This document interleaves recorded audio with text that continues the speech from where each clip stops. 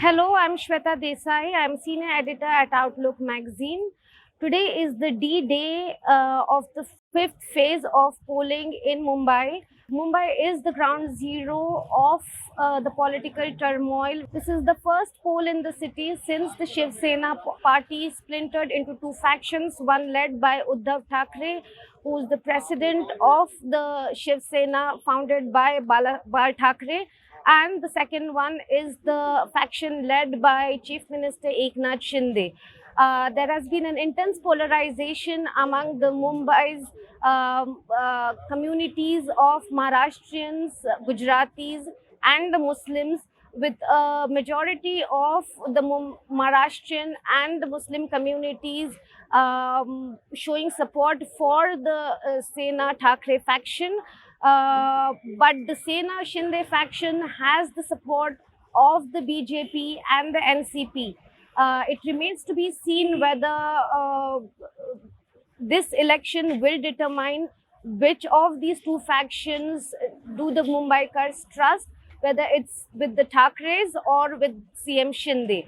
Mumbai has seen traditionally extremely low voter turnout, which has typically been under 50%.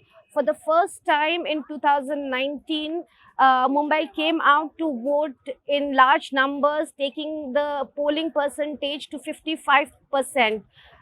This year, there has been intense heat and dangerously high humidity up to 70%. And we can see that Mumbaikars are turning out in large numbers before the temperatures soar even higher post noon. But it remains to be seen whether the city, which is home to Bollywood, home to international financial and banking corporate houses, and some of the richest elites in the country, will come out to vote in large numbers or will stay home in the cooler temperatures. A lot of offices have given their staff half day or have declared holiday for to come out and vote today.